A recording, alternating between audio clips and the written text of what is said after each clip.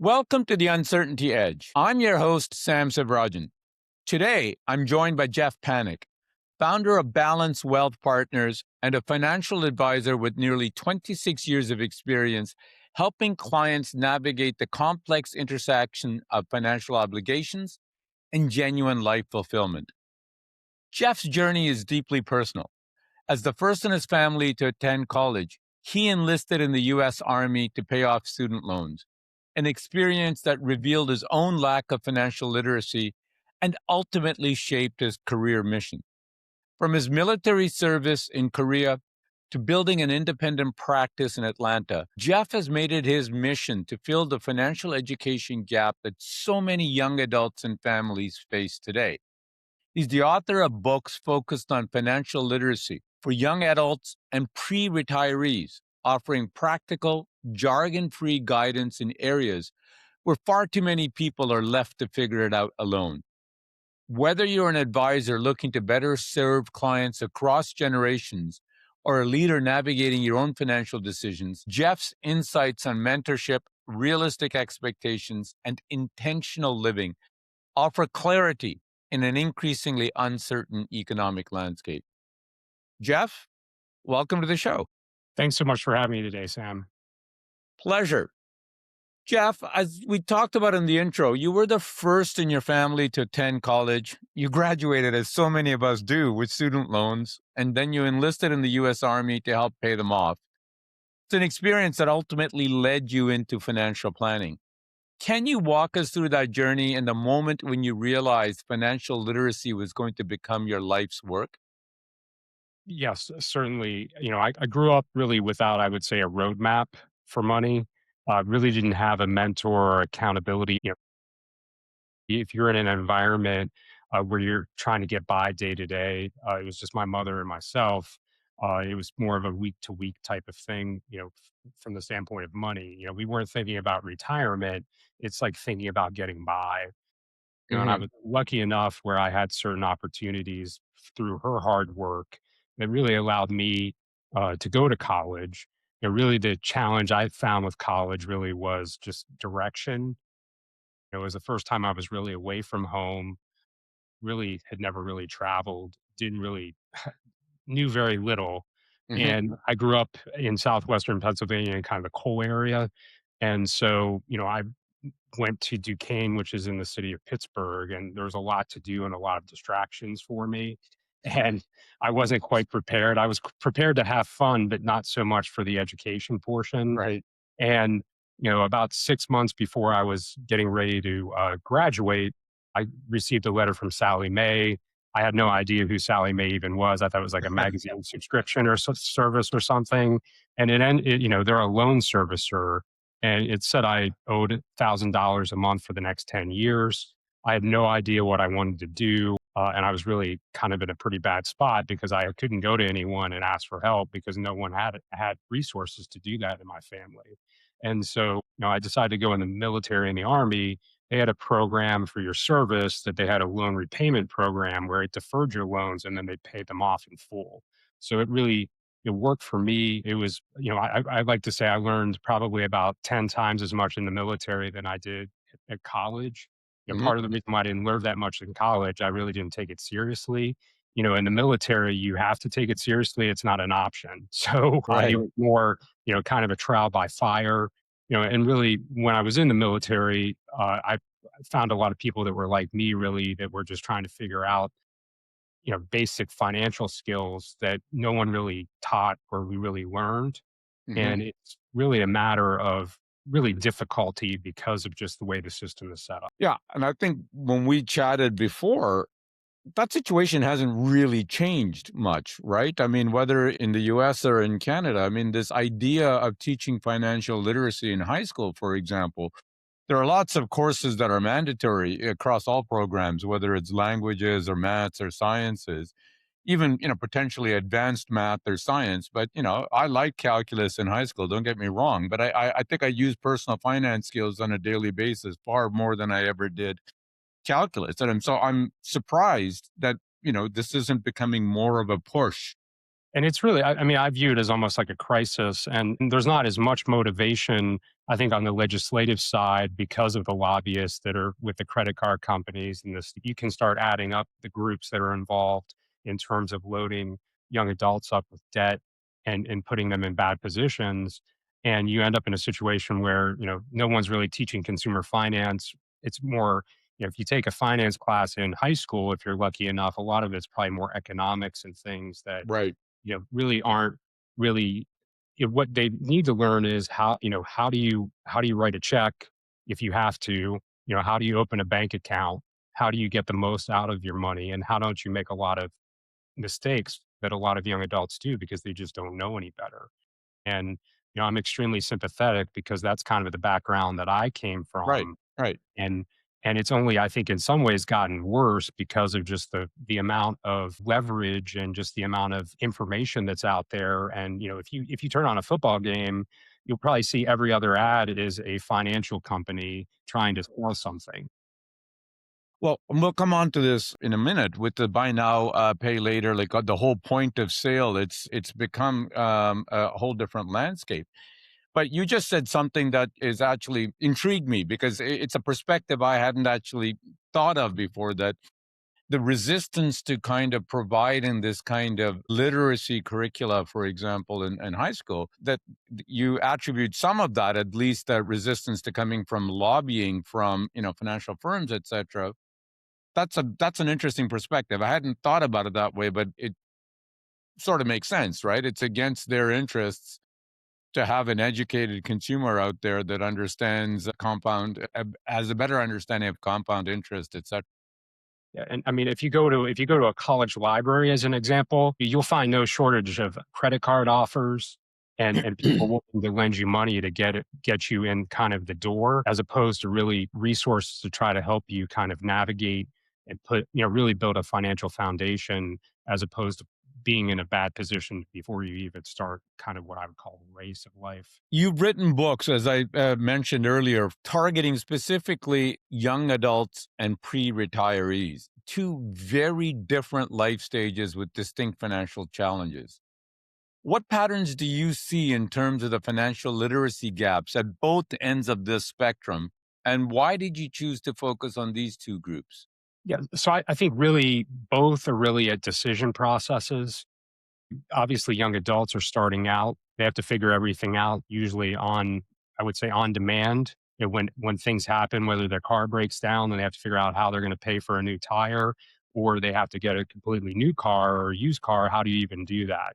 And then you have the retirees who I view, it's almost like when you live somewhere for 25, 30, 40 years, when you go to move, almost like it's a puzzle scavenger hunt to try to figure out, and you can't even believe how many things you have. And Right. so really pre-retirees, it's really a matter of trying to put pieces together of a big puzzle that's specifically their own. And with young adults, it's a matter of getting the information out there so they can really learn and build a strong financial foundation. And that's the problem. If you don't do certain things, like, if you're a young adult and you stay on your parents' plan, you go off at 26 because you have to, and you just say, well, I'll just get around to getting the healthcare coverage, and you have an accident, and then you end up having all this debt. And, it's that way a lot of times, even for pre-retirees, when they take on Medicare, if they don't get the right coverage, they could find a tremendous amount of costs down the road that could be really, really prohibitive to what their view or what their thought of retirement was going to be. Now, there's all sorts of challenges for all consumers, but particularly for those two groups in getting the right information and understanding the right information. I want to talk to you about two different aspects of that, perhaps. So let's talk about, for example, the buy now, pay later programs, high interest credit cards, and the ease with which young people can quickly accumulate debt without fully understanding the consequences. They're marketed to constantly, like it's February, you want a vacation, you can buy it on credit. I think there are, whether it's in the investment world or whether it's in the lending world or whether it's in the banking world, I think there is some push towards disclosure, right? That you have to disclose the rate that you're borrowing at. You have to disclose, what that is going to impact. Yet that doesn't seem to be solving the problem. So I'd like your perspective on both of those. So how do you deal with this fact that you're being constantly marketed to, particularly if you're in the early 20s and you don't have a mentor or a family member to help you navigate these decisions? And is how do we solve the fact that disclosure doesn't seem to solve this problem? Yeah, I mean, you get into the disclosures. I mean, I use the example of the student loans. You could sit there all day and probably read the disclosures, but most of the kids don't even know what they're even reading. And what's really even the point of the disclosures in the first place? That's the problem with that side, looking at student loans and a lot of the other debt. On the pay buy now, pay later, really it's an issue where really you have to take a step back from it. And sometimes the easier people make things, it doesn't always mean it's the best decision for you to move forward. And, really, I always say there's really three questions anytime you're looking to purchase anything other than, like, say, a cup of coffee or a dinner, is really you need to ask yourself, do I really need this? What will it truly cost me? And how long will I be paying for it? And if you really ask yourself those three questions and it still makes sense to move forward, then move forward. But I look at it, you really want to make this easy process maybe a slower process. I would argue for smaller purchases, say under $100, you really use the 24-hour rule where you really wait 24 hours. And if it still makes sense to move forward, you move forward with it. For larger purchases, I would call it almost like a 30-day cooling off period where because reality of it is there's all kinds of things out there, and if you take a few days, you may find a better offer, a better product that really achieves the same thing that you were looking for in the one that you were just going to jump.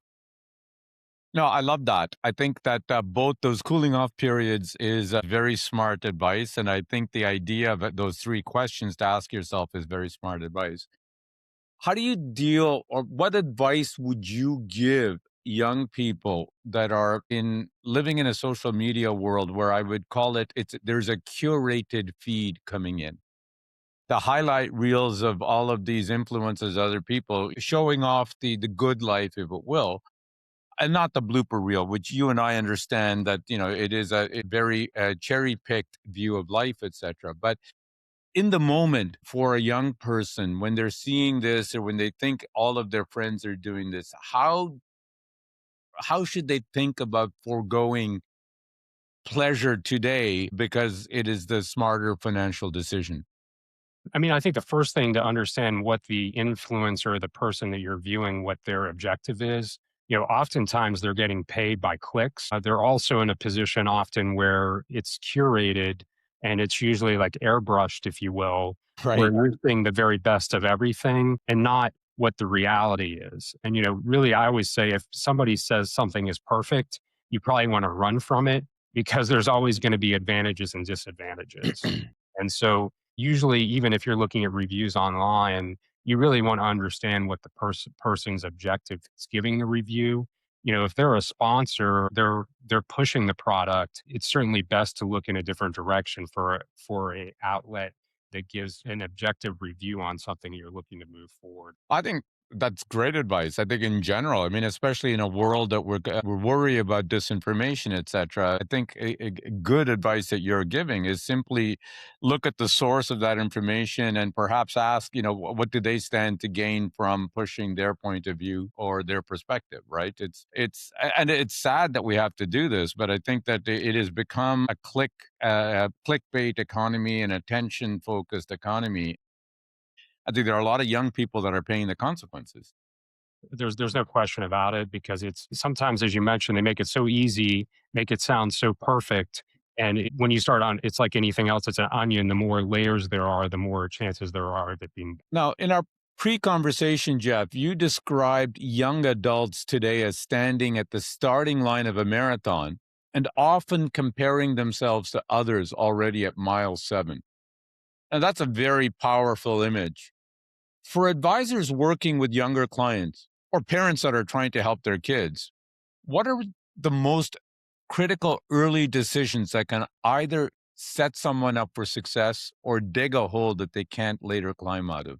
Yeah. So, I mean, I really think, the biggest thing that I see really not having a mentor, accountability partner, someone that is a little bit more savvy that can try to help throughout the process and help you learn just some of the basic skills. If the education system, if you haven't gone through a financial literacy program, if you can find someone that's trustworthy that can help you, it can really help you avoid this decision. And I use the example life financially, emotionally is really like a marathon. There's ups and downs. Just when you think you got to the flat section or the downhill section, you hit another hill.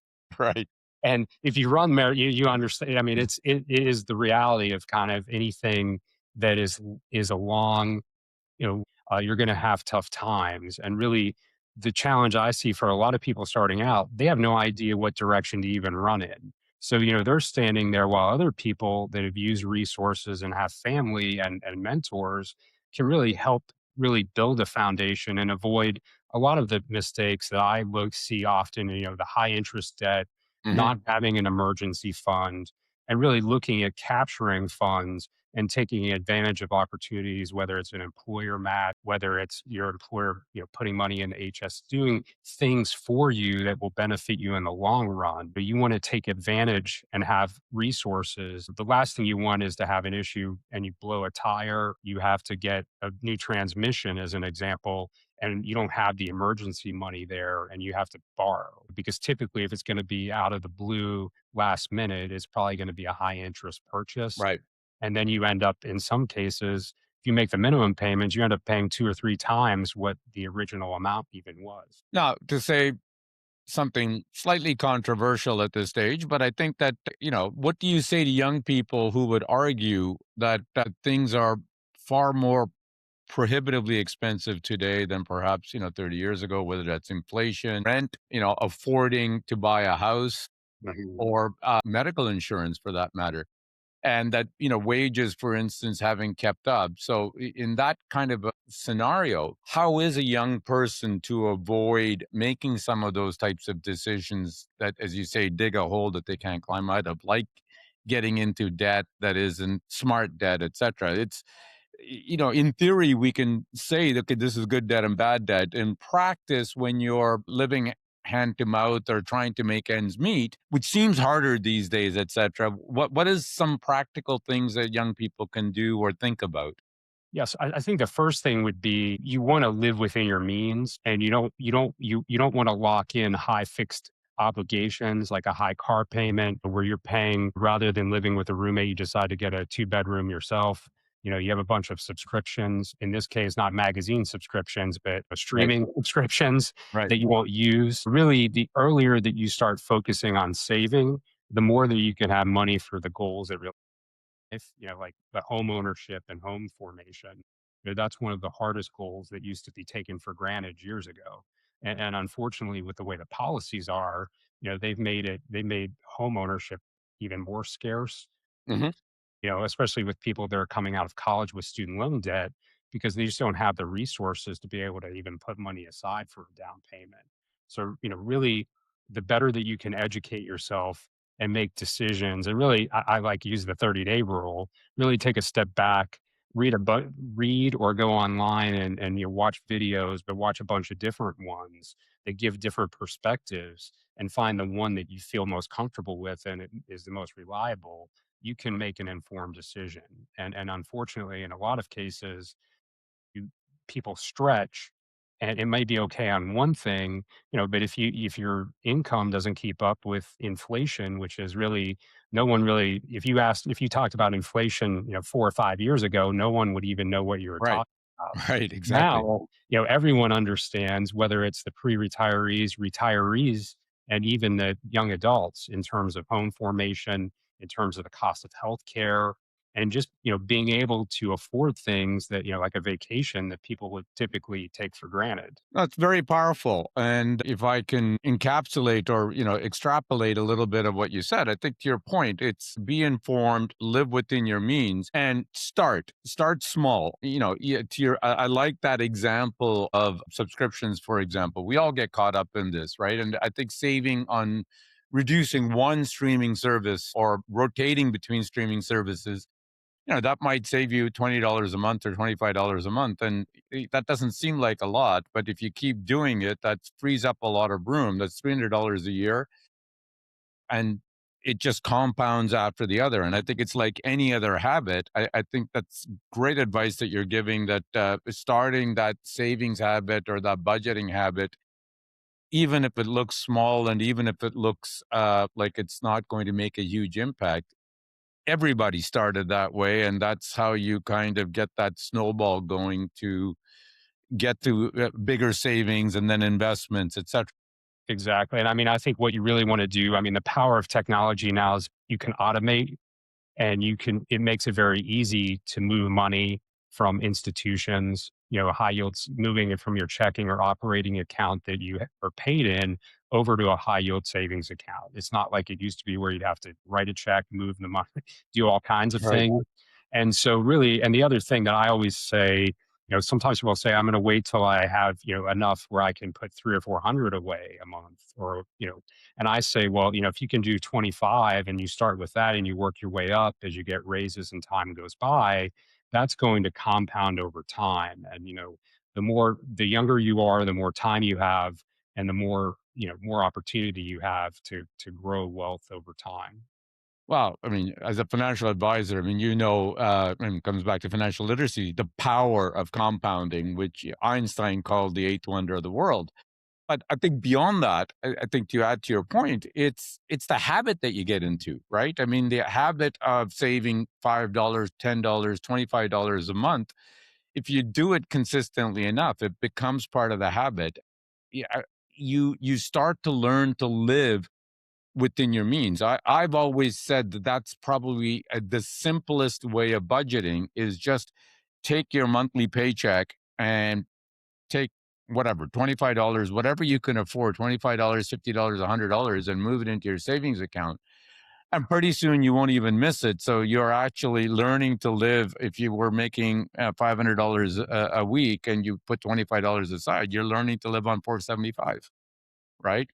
Yeah, and it's really a matter of just doing it. I always suggest doing it on a one-page sheet that's easy to track, where you see your income, you see your expenses, so you review them every, say, other week, just to make sure there's nothing that pops up that's out of the blue that you forgot about, Hmm. or you have a subscription renewal. That happens a lot when you sign up for something. Right.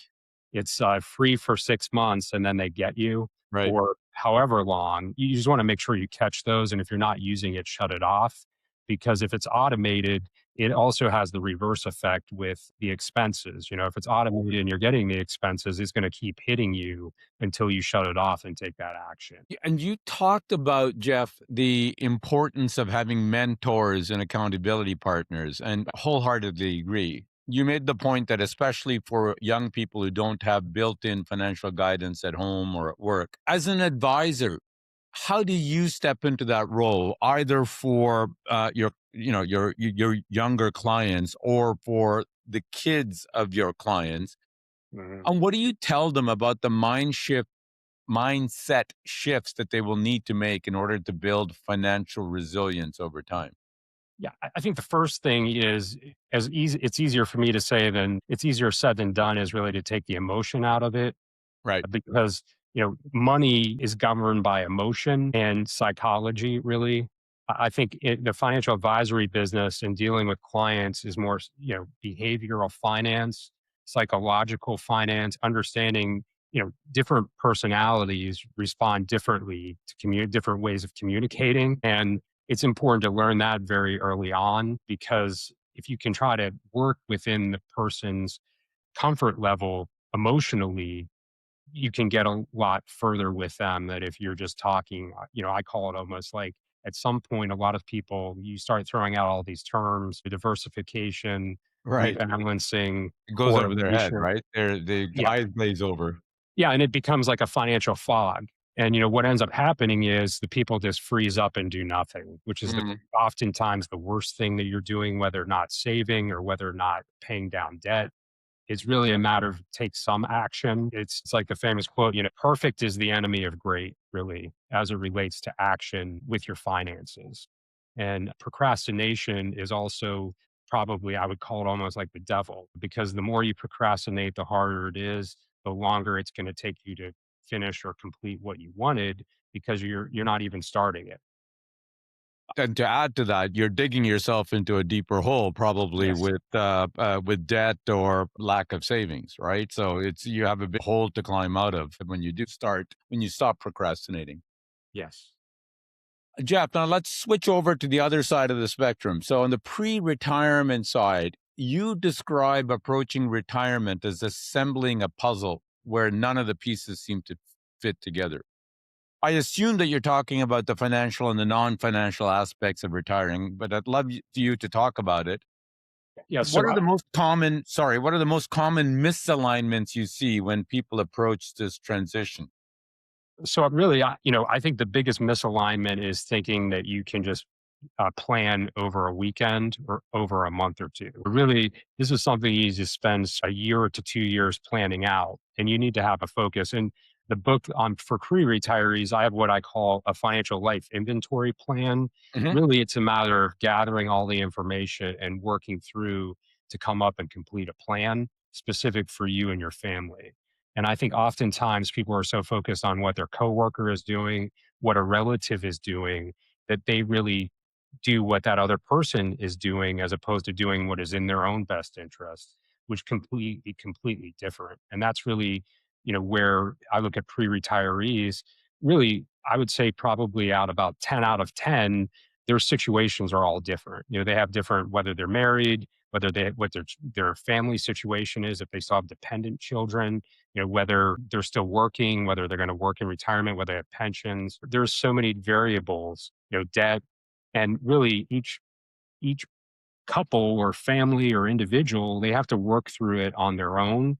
And it's important also to have an advisor that can work with them Hmm. or have someone that would be their accountability partner that will hold them to a timeline so they just don't procrastinate. And really it's a matter of, if you have 3 to 5 years before retirement, well, if you have a bunch of high interest credit cards and your kids are finished with college, maybe it's a good idea now to start tackling that. And if you haven't taken advantage of your employer match through your employer, probably a good time to do that.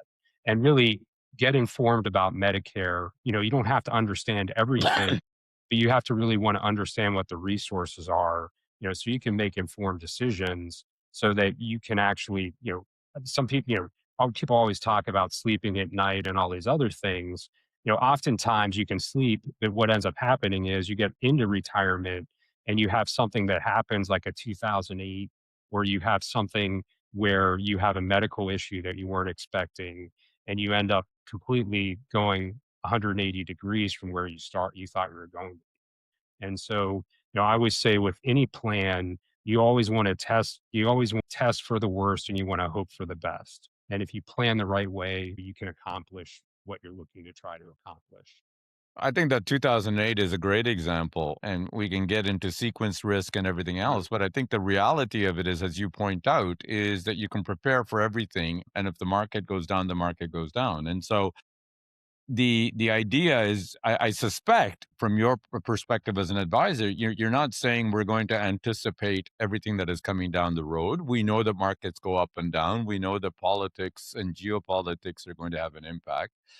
You can't anticipate everything, but you're trying to build a portfolio and I guess a plan that has, to some extent, shock absorbers that is going to allow the retiree to be able to manage that. But at the same point, I guess you're working with that retiree in that point to say, okay, we have a foundation that is going to allow us to be able to respond smartly and calmly and rationally to whatever transpires. Like, we will have to make changes probably to your plan, but we're not doing it out of panic. We're doing it from a good foundation and some smart planning that has already gone to.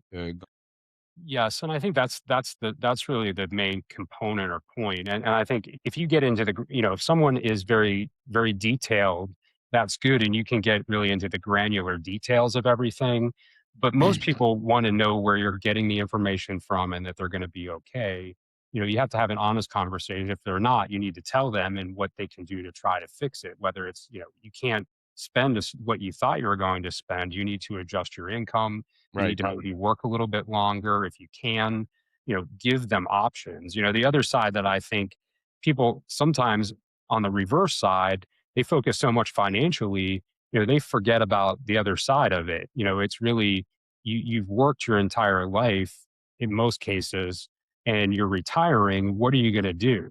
And so one of the chapters in my pre-retiree book just talks about, what do you do? Do you volunteer? Do you work part-time? Do you spend more time with your family? Do you focus on your health? A lot of these things, what you want to do is you want to test those out before you retire. And, I use the example if you maybe haven't taken care of yourself the way that you should because you're focused on your family and work, maybe, a few years before you are set to retire, you really get a thorough health exam, you Mhm. really have an honest conversation with a physician in your family and make certain changes. And if you need to get things taken care of while you're on your employer plan that is usually typically going to cover more, that's a good time to do it as opposed to getting into retirement and realizing, you have all these issues with your, whether it's dental. I see that a lot where, people have to spend thousands and thousands of dollars on dental and they don't really have the right coverage.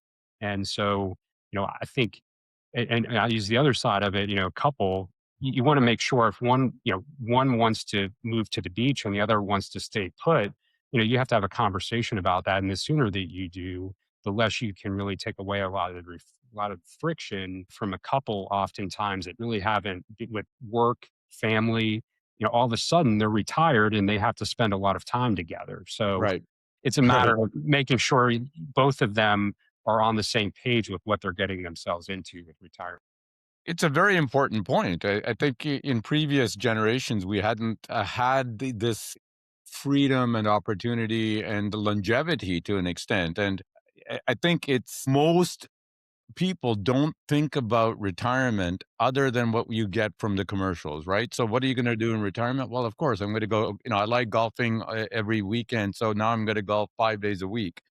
I like traveling once a year or twice a year. Well, now I'm going to travel all the time. And the reality is for most people, after 6 months of golfing every day, if your body still allows you to do it without having injuries, you're probably sick and tired of it. So and you've spent plus years working 40 plus hours at a job. And as much as you might not have liked it, I think most people forget that was your social network, that was your purpose. So in my mind, the idea of saying on a Friday night that, I'm retired, on Monday morning, you wake up and you're going to be riding off into the sunset happily ever after, I think is the greatest disservice that anybody can do for their preparing for their retirement. Because it is, we prepare for every chapter of our life, whether that is going to students, going off to college, whether it's getting married, whether it's buying a house. I mean, but we don't seem to spend enough time. I'm overgeneralizing here, but we don't spend enough time thinking about, as you say, 2, 3, 4, 5 years before retirement, not just the financial elements, but the non-financial elements. How's your health? I think that's a great point. What can you optimize at this stage from your current health coverage, et cetera? But also, like, what do you want to do? Where do you want to do it? Are you, I liked your point, are you and your spouse actually going to be able to spend all of that time together, without getting on each other's nerves? But these are conversations and discussions and plans that should probably be visited sooner rather than later, and certainly not wait till after retirement to do it. Yeah, and it's, the one thing that I often see is it's a situation where they say they'll get around to it and they'll say, well, I want to retire at a specific age, and they don't really get around to really looking at anything. And then what ends up happening is invariably they have a health issue, the company downsizes, and then they're really scrambling. And so, even if you don't think you're going to retire in the next 3 or 4 years, you may say, I want to work another, 10 years or 12 years or 15, at least give yourself and your family the capability really to say, well, what would retirement really look like? And you mentioned purpose. I think that whether it's young people, people in the workforce, or even unfortunately retirees, really having a lack of purpose, Right. that will really do you in from a health perspective. And Mental and physical. yes. And I see that over and over with clients in my business, the ones that are engaged, that find purpose and are doing multiple activities, volunteering, doing things that they really want to do, they're going to be active and they're going to typically have a much better retirement outcome. And, you can have all the money in the world, but if you don't have your health and your mind, the money really doesn't matter very much then. Jeff, looking ahead, we're seeing, it's an understatement, increased economic uncertainty, ongoing affordability challenges, and major generational wealth transfer dynamics. What do you think advisors need to prepare for over the next 5 to 10 years? And how should they be positioning themselves and their practices to serve clients effectively through this volatility? So, you mentioned it, there's going to be a transformation. We're already seeing it. And, you look at where the financial advisory profession was 25 years ago to look where it is now. It's really on demand. The expectations are escalated significantly. Mm. While at the same time, if you can use things the right way, there's certainly a lot of opportunity. As much as things are automated and can be automated, I believe the more wealth people have, the more complicated their family situations, which usually comes along with wealth, usually Hmm. become, your family situation, life becomes more complicated. But the more they want someone that can be there with them and for them, really that can help, whether it's the next generation or even help them work through what their values are, and the fears and things that go on throughout, retirement and really looking at legacy planning and transitioning. And I think the more that you can be a support source, so it doesn't have to be about, the more you get into picking the next stock or the next fund, the more you're going to find yourself out of business. People want someone that they can call if there's been a credit issue where they've had, they get a letter from one of the credit agencies saying that they were exposed to some sort of credit issue. Hmm. They want someone that they can call and say, what does this even mean? Right. How do I freeze my credit? How do I do things that they may not understand that are confusing? But if you can help them do those things and just help be a resource, so you're going to find yourself probably pretty busy with new opportunities. That's a great point. And inherent in all of that, I suspect, is this idea of trust, right? That we're living in a world where there's lots of information, but I think clients and people in general don't know who to trust because the information is conflicting as well. So, as you're saying, if you're building, I mean, the technical stakes the technical skills are table stakes, but if you can build that personal relationship, that human interaction, and create that genuine level of trust with your clients, I think I would argue that's the winning combination to be future proof as we move forward. And I think, it gives the clients there's a greater likelihood that they're going to introduce you to their family. That's, I think, the biggest risk for a lot of advisors, just being very passive and Right. just thinking that they're the matriarch, patriarch. They're just going to just give, the money's going to go to the next generation. The next generation is just going to keep it with the advisor. That is the reverse of the reality. And 100%. the reason for that is, it's really one where you have to focus on the family as a whole, and you have to try to help solve the younger generation's problems as well. Because they're sitting around worried about things that may not seem like a big deal right now, but if you can try to help them, whether it's, trying to figure out, if they have a question about how to even get like a home equity line as an example, or if they're trying to figure out, how do I even figure out how to file a FAFSA form, for their kids? Right. Try to help them with that process and know that you're there if they need something. They're going to be very likely to come to you when they receive, what's going to be, I believe, the largest wealth transfer that I think anyone has ever seen, just because of the generations kind of flipping. Hmm. Really, they're gonna go to people that they trust, and if they're not necessarily just gonna go to the parents' advisor just because they were the parents' advisor. Correct. One last question for you, Jeff, coming back to young adults. So many of them today are dealing with anxiety and frustration when they compare their financial reality, we talked about it too, what they see from influencers and social media, or perhaps even what their parents did, etc. So there's a level of expectations that has been set. How do you help clients, the younger ones, recalibrate their own expectations and define success on their own terms rather than someone else's curated highlight reel? Well, I think it's a natural, anyone that's somewhat competitive too, it's a natural thing to say, where am I at in relation to my peer group? That's an obvious thing, but it's very difficult because everyone's coming from a different perspective or place. And, I've always said the biggest thing that you can do is do yourself a favor and not look back and say, I wish I would have done this, or I wish I would have saved earlier. Just beat yourself up about things because it doesn't change where you're at right now. Correct. It's done. It's done, and you can't expect to be someone else that may have had, potentially better opportunities. If someone inherits a bunch of money, they're gonna be in a better position, but they may not really appreciate it in the long run, which is the other thing I think that people sometimes forget. And I think really it's a matter of just starting small and working forward and just working, in within your means and understanding what you have, not what your neighbor has. And if you can do that, you're not going to stretch and you can kind of build over time. And the more that you save, the more that you make the right decisions early, the much easier it will be throughout your life not to have a bunch of wrong turns. Yeah, I think that's great advice. And coming back to that marathon analogy, I would say it's run your own race, right? I mean, you're not running somebody else's race. You don't have their level of fitness or their level of training or their level of experience. So, you got to run your own race. And it's true. That's exactly right, and, I'll be the first to say that, there are people that have more wealth than you could ever think about spending, but it doesn't necessarily mean they're happy. So the other thing I think there needs to be a focus on happiness, because there are too many people chasing things that aren't making them happy just to chase.